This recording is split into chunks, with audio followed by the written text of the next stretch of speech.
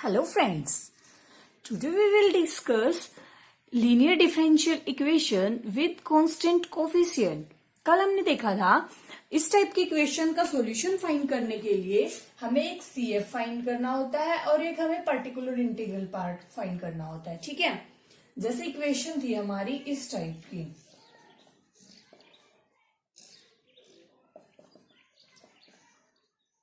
an y equal to Q. ठीक है, अब हम पर्टिकुलर इंटीग्रल को बाद में फाइंड करेंगे. कॉम्प्लीमेंट्री फंक्शन के लिए हमने इस क्यू को 0 लेना होता है, तब हम कॉम्प्लीमेंट्री फंक्शन फाइंड करते हैं. और वहां पे हमारे रूट्स जैसे 4 टाइप के आ सकते हैं. पहले हम उसके लिए ऑक्सिलरी इक्वेशन फाइंड करते हैं. ऑक्सिलरी इक्वेशन फाइंड करने के लिए आपको डी को रिप्लेस करना है एन से. D replace by M. ठीक है, और 4 टाइप्स के रूट आते हैं. एक रियल और डिस्टिंक्ट, एक आते हैं रियल और इक्वल या रिपीटेड रूट्स भी, जिसे रिपीटेड रूट्स का भी पार्ट होता है ये. फिर एक आते हैं कॉम्प्लेक्स और डिस्टिंक्ट, एक आते हैं कॉम्प्लेक्स और इक्वल. ठीक है, ये 4 टाइप्स होती हैं CF फाइंड करने की. CF में आते हैं. अब हमने कल फर्स्ट केस हमने कल देख लिया था, पहले वाली वीडियो आप देख लेना, उसमें मैंने फर्स्ट पार्ट सॉल्व कर रखा है. फर्स्ट पार्ट का हम CF कैसे फाइंड करते हैं. आज हम देखेंगे ये पार्ट्स हम इनका CF जब ऐसे रूट्स आते हैं तो उनका CF हम किस फॉर्म में लिखते हैं. हमें इनके प्रूफ में जाने की जरूरत नहीं है, हम सिर्फ शॉर्ट देखेंगे, शॉर्ट फॉर्मूला या शॉर्ट ट्रिक से देखेंगे. डायरेक्ट हम इस टाइप का रूट्स आता है तो हम कैसे इनका कॉम्प्लीमेंट्री फंक्शन लिखते हैं. तो आज हम देखते हैं केस 2. तो हमारा केस 2 है roots are real and equal. ठीक है, मतलब से m equal to m1 m1 m1. ठीक है, पहले हम लेते हैं 2. अगर रूट्स 2 हैं, रूट्स m1 m1 2 बार रिपीट कर रहा है तो उसका हमारा CF होगा C1 plus C2x into e की पावर m1 x. कल हमने देखा था उसका जब हमारे रूट्स डिस्टिंक्ट थे, रियल तो थे, जब हमारे डिस्टिंक्ट थे तो हमारा CF क्या आया था, C1 e की power m1x plus C2 e की पावर m2x. ठीक है, बट यहाँ पे अगर हमारे रूट्स इक्वल हैं तो वो हमेशा ये पावर x बढ़ता जाएगा. जैसे अगर हमारे रूट्स 4 हैं, 4 बार रिपीट कर रहा है तो इसका हमारा CF क्या आएगा, C1 plus C2x plus C3x square plus C4x cube e की पावर m1x. मतलब जितनी बार रिपीट हो रहा है उससे एक कम पावर x की आएगी, उतने ही कांस्टेंट आएंगे. आपको पता होगा डिफरेंशियल इक्वेशन में जितने कांस्टेंट होते हैं उतने ही रूट्स, उतने ही उस डिफरेंशियल इक्वेशन का ऑर्डर होता है. तो ये हम वहीं से देखते हैं. ठीक है, वैसे ये अलग शॉर्ट ट्रिक है, ये आप क्वेश्चन निकालते हुए सीख जाओगे, बट मेन क्या है, इसका CF हमारा होगा ये. ठीक है, जैसे इन जनरल अगर n है तो हमारा n रूट्स हैं, C1 प्लस C2x ये हमारा हो जाएगा Cn xn माइनस 1 e की पावर m1x. तो इन जनरल हमारा अगर रूट्स रियल और इक्वल होते हैं तो हम उसका CF ऐसे फाइंड करते हैं. ठीक है, अब हम इसका एग्जांपल देखते हैं.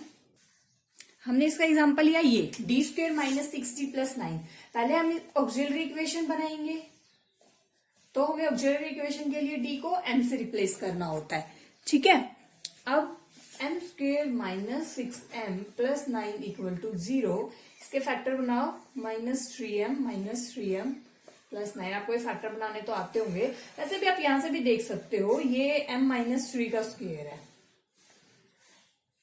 Minus 3m minus 3 equal to 0. m minus 3, हमारे पास रूट्स आ गए 3 और 3. ठीक है, रूट्स हमारे रियल हैं और इक्वल भी हैं, दोनों इक्वल हैं. m1 भी हमारा 3 है, m2 भी हमारा 3. तो मतलब m1 दो बार रिपीट कर रहा है. इसका मैंने CF क्या बताया था, C1 प्लस C2x इंटू ई की पावर M1x, M क्या है 3x, हमारा हो जाएगा इसका CF। मेन ये भी याद होना चाहिए, जितने x C1 प्लस C2 की पावर MX। तो ऐसे हमारे रूट्स अगर इक्वल होते हैं तो हम ऐसे देखते हैं। अब हम इसी का थर्ड केस देखते हैं, जब हमारे रूट्स इमेजिनरी होते हैं या कॉम्प्लेक्स रूट्स होते हैं। तो हमारा है केस 3, रूट्स आर इमेजिनरी या कॉम्प्लेक्स रूट्स। कॉम्प्लेक्स इक्वेशन के इमेजिनरी रूट्स निकल सकते हैं, लाइक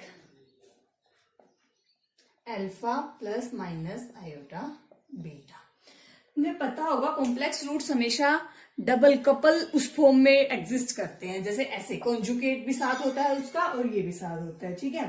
तो तब हमारा CF क्या होगा, देन CF आपको पता है ना, complementary function, e raised to power real part into x into C1 cos imaginary part x plus C2 sin imaginary part 2x, ये होता है। जहां आपको ये पता होगा हमेशा कॉम्प्लेक्स नंबर में यहां वाला होता है रियल वैल्यू, रियल ये होता है इमेजिनरी।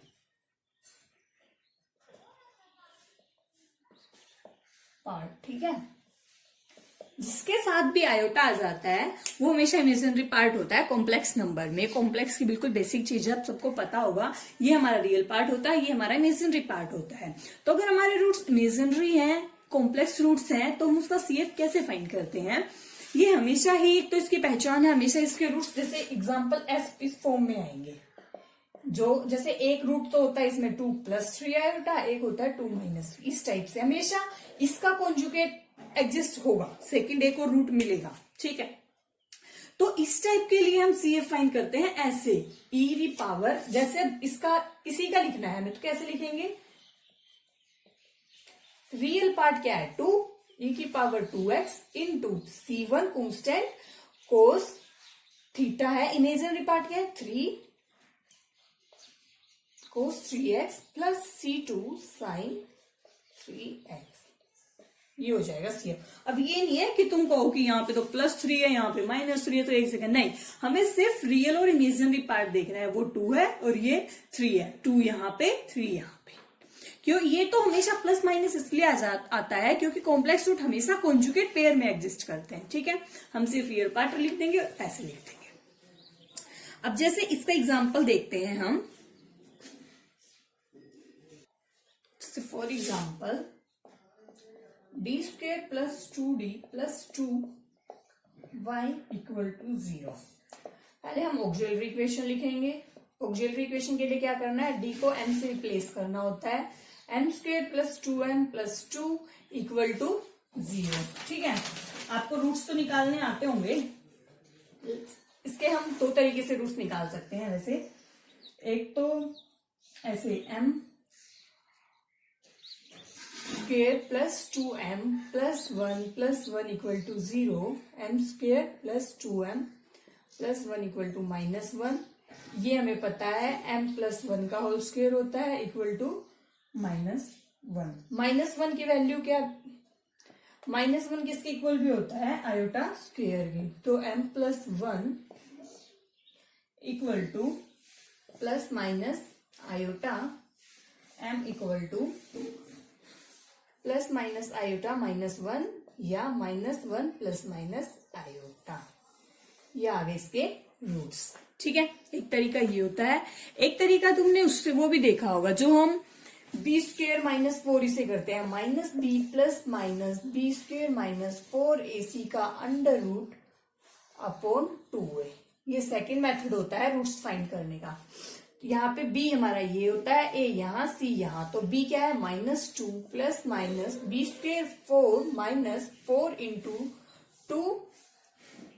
इंटू 1 का under root upon 2 into 1, -2 plus minus 4 minus 8 minus 4 under root upon 2 -2 plus minus, ये हमारा हो जाता है -2 प्लस माइनस आयोटा अपॉन 2, क्योंकि तुम्हें पता होगा आयोटा किसके इक्वल होता है -1 के। ठीक है, तभी हमने वहां पे आयोटा बाहर ले लिया।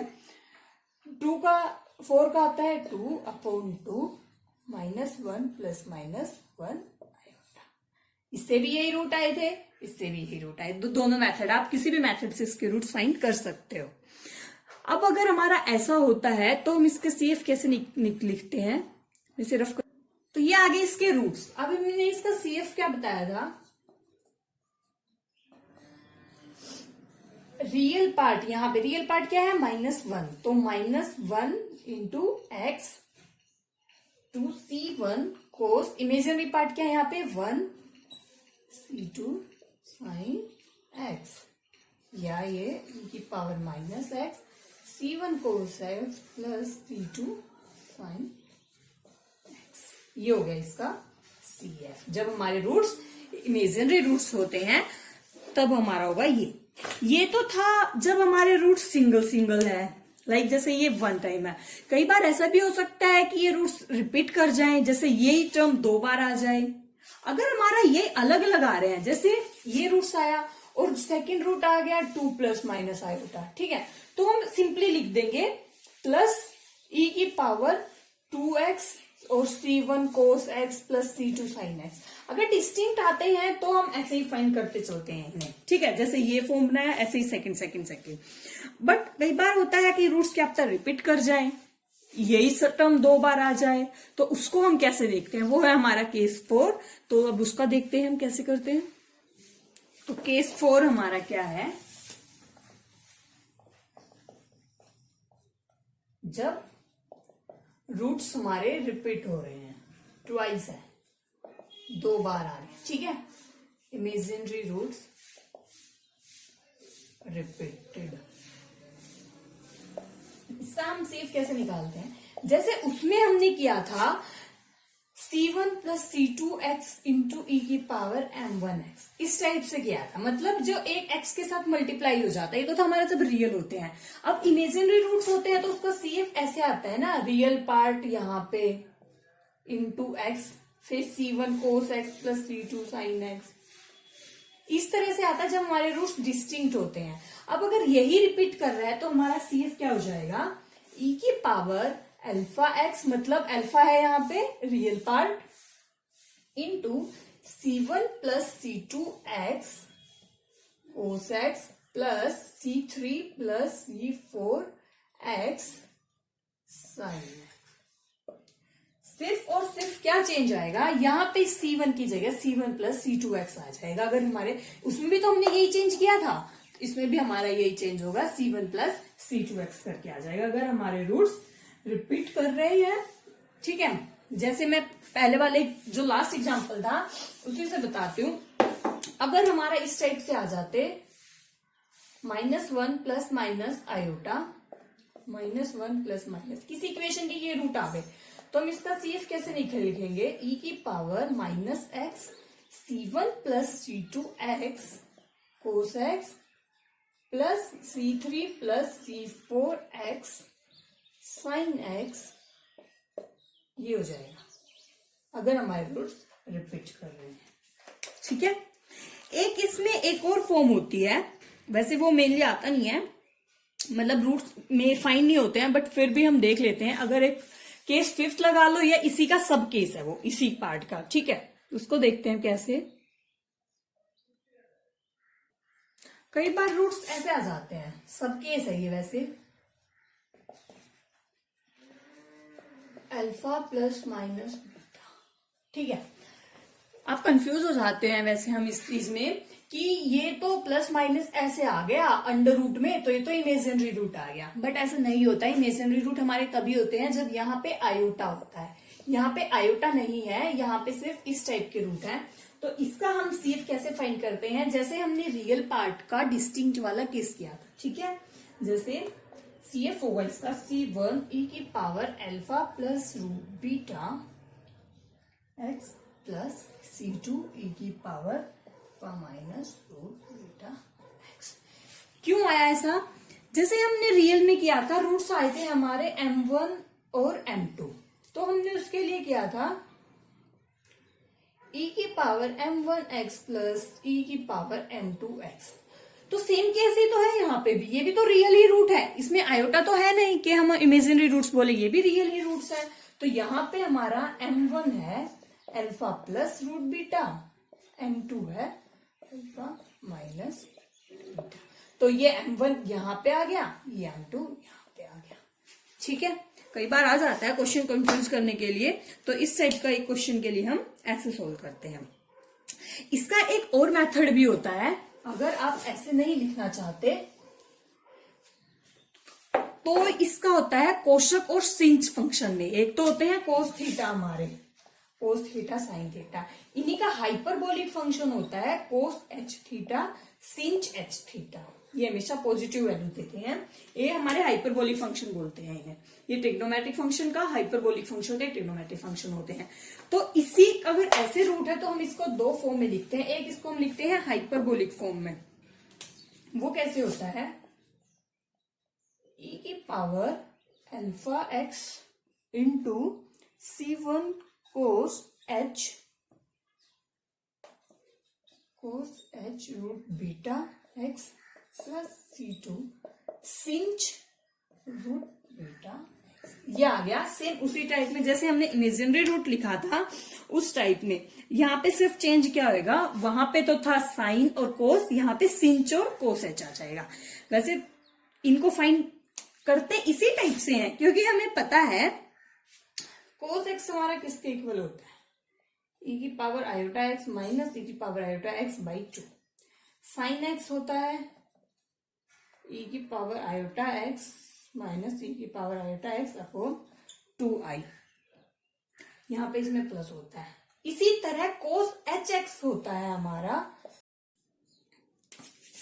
कोस एच होता है ई एक्स प्लस सिंच एच होता है।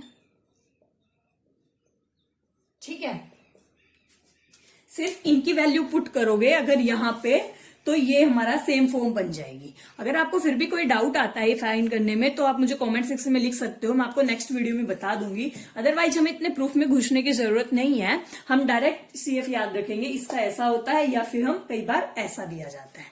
तो फ्रेंड्स ये था हमारा CF लीनियर डिफरेंशियल इक्वेशन। जब हमारे कांस्टेंट कोफिशिएंट दिए होते हैं तो उसको हम CF कैसे फाइंड करते हैं। ये 4 केस थे, एक सब केस था। अब हम नेक्स्ट देखेंगे इसका हम पर्टिकुलर इंटीग्रल कैसे फाइंड करते हैं। तो थैंक यू फ्रेंड्स, वीडियो अच्छी लगी तो लाइक करना, चैनल को सब्सक्राइब करना मत भूलना। Thank you.